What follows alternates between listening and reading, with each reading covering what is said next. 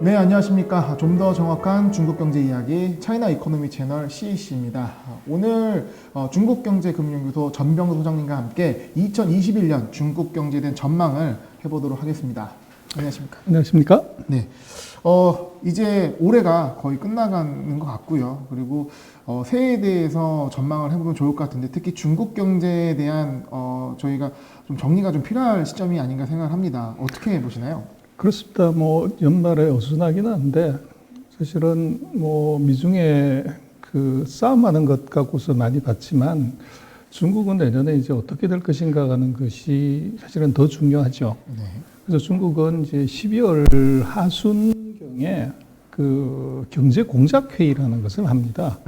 그렇게 해서 이제 내년 3월 달에 그 1년의 경제 계획을 이제 계획을 먼저 입안을 한다고 그럴까? 그래서 3월에 전인대에서 비준을 받으면 그걸 가지고서 이제 1년 동안 진행을 하는 것이죠. 그래서 네. 12월 하순월에 그 내년도 경제 정책의 정확한 아마 수치부터 시작해서 이런 것들이 픽스가 될 것이고. 네. 그래서 지난 10월 달에 했던 이제 오중전회의에서 앞으로 5년의 그림이 나왔는데 거기서 큰 2021년에 이제 방향은 이미 잡힌 것 같습니다. 네. 일단 2021년에 전망이 오중전을 통해서 잡혔고, 지금 앞으로 일정은 12월 하순에 있는 경제공작회의, 거기에서 어느 초안이 나오게 되면 내년 3월에 전인대에서 그 내용들이 공표가 되고 진행될 거라는 말씀이신 거죠? 그렇습니다. 그래서 중국 같은 경우는 그 3월이 가장 중요합니다. 3월이요? 근데 실제적으로는 12월에 이제 중요한 의사결정이 이루어지기 때문에 12월에 경제공작회의가 이제 더 중요하다, 그렇게 볼 수가 있죠. 그러니까 큰 그림은 오중전에서 나왔지만, 그렇죠. 디테일한 내년의 어떤 경제적인 어떤 이슈라든가 진행 사항들은 올해 12월 하순에 좀 우리가 힌트를 얻을 수 있다는 거고. 그렇습니다. 자, 그러면 저희가 예상할 수 있는 그림들이 좀 있잖아요. 어떤 부분들을 주목해서 봐야 될까요? 그래서 이번 그 코로나19로 인해서 전 세계가 다 마이너스 성장을 했죠. 근데 유일하게 IMF든 월드뱅크든 어디가 예측하는 것도 보면 중국은 금년에 이제 한 1.9%에서 2% 내외 플러스 성장을 하는 걸로 나와 있고요. 올해 토탈로 해서요? 그렇죠. 네. 그래서 그것은 결국은 코로나 경제라고 봐야 될 것 같아요. 네. 코로나를 누가 더 빨리 안정시켰냐 하는 것의 이제 결과고.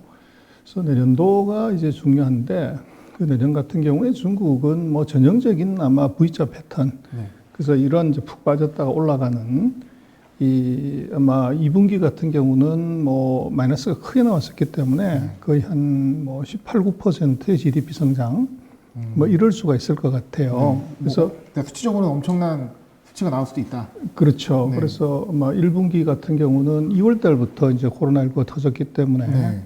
거의 한 19%, 20%대 가까운 GDP. 네. 그래서 거의 이제 이 V자 쪽으로 가고, 아마 2분기 같은 경우는 한 8%대, 3분기 가면서 한 6%, 5%대로. 전년 동기 수치인 거죠? 그렇죠. 네. 그래서 아마 내년 중국은 전형적인 그 상고하저. 네.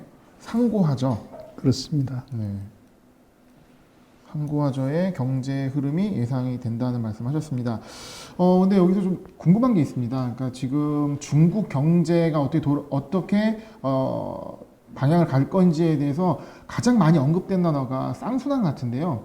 많이 언급되긴 하지만 아직 좀 개념 잡기 좀 어려운 것 같습니다. 어떤 건지 좀 설명 좀 부탁드리겠습니다. 그렇습니다. 중국이 이제 코로나 끝나고 나서 미중 전쟁이 이제 더 가열화되면서 들고 나온 단어가 바로 쌍순환입니다. 그래서 중국은 굉장히 그 경제도 그렇고 그 키워드 정치 이제 이걸 키워드 많이 정치요. 하게 됩니다. 네. 무슨 이제 중국의 꿈 이 3개 대표론 그 이제 서방 세계들은 무슨 말인지 잘 모르는데, 그래서 이번 쌍순환 같은 경우는 이제 조금 더 정확하게 얘기를 하자 그러면 소비 중심 성장, 소비 중심 성장. 그리고 네. 이제 기술 국산화. 기술 국산화. 예, 이게 이제 양대 축이고. 네. 그래서 이제 내수 중심 성장을 하겠다고 하는 것이 원래 이제 대순환이라고 이렇게 이름을 지었다가 네.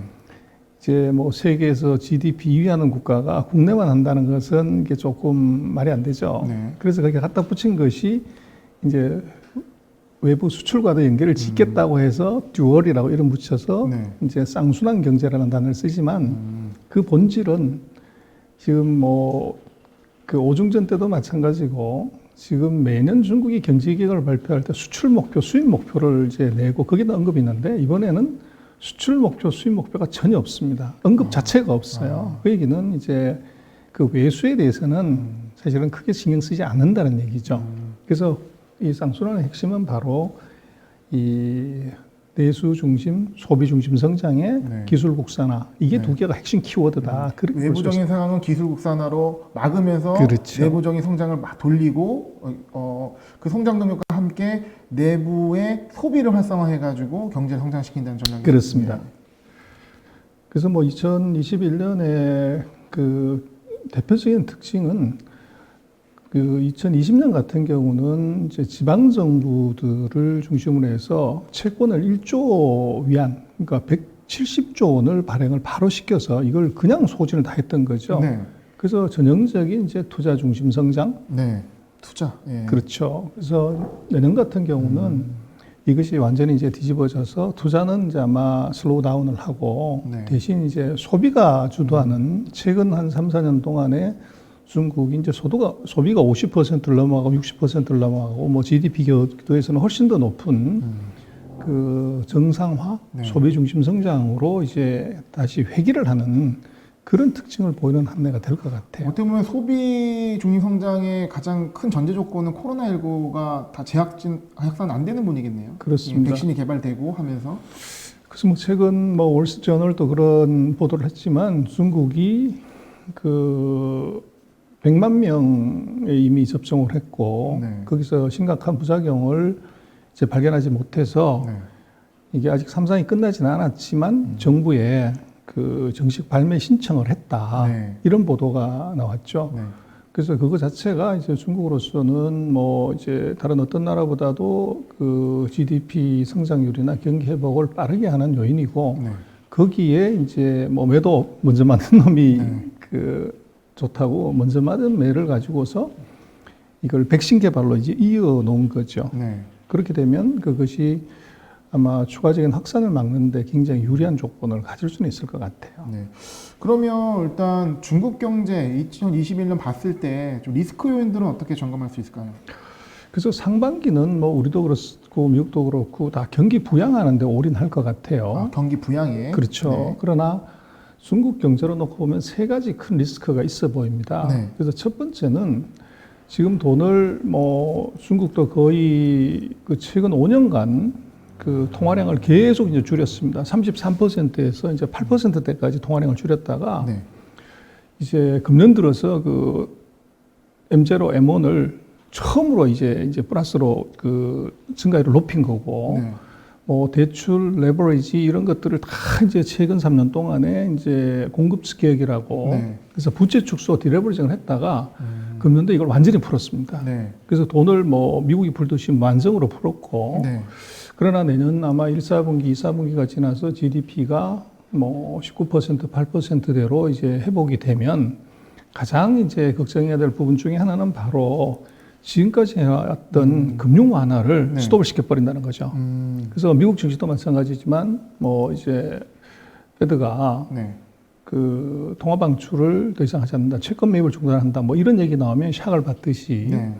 그래서 첫 번째는 그런 금융 완화의 중단. 여기서 이제 좀비 기업이라든지 또 네. 바닥에 레버리지 쓴 기업들의 신용 위기. 네.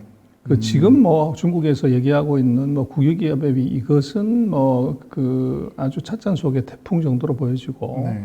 본격적으로 이제 자금을 회수했을 때 리스크가 하나 있고 두 번째는 아마 바이든 정부가 내년 1월 달에 취임하게 되면 아마 상반기는 뭐 내수, 내치에 이제 올인할 수밖에 없지만 하반기가 되면 자연스럽게 중국과의 그 무역 마찰부터 시작을 해서 이것이 갈등의 재점화가 반드시 이루어질 것 같아요. 그래서 하반기에 그 대외 리스크가 이제 있을 것 같고 상반기 동안 좀 시간을 벌어놓고 그렇죠. 하반기에 어떤 미중의 어떤 충돌에 대해서 예상해 볼 수 있다. 그렇습니다. 예. 그리고 이제 세 번째가 뭐 우리도 영향을 받게 되겠지만 위안화 절상입니다. 위안화 절상이요. 네. 그래서 뭐 수출업체들의 경우들은 이제 어려움이 있지만 이제 중국은 지금 전략적으로 그 내수 확대를 이제 목표로 하고 있기 때문에 위안화 절상이 수출업체한테는 독이지만 내수업체한테는 이게 약이 되는 것이죠. 네.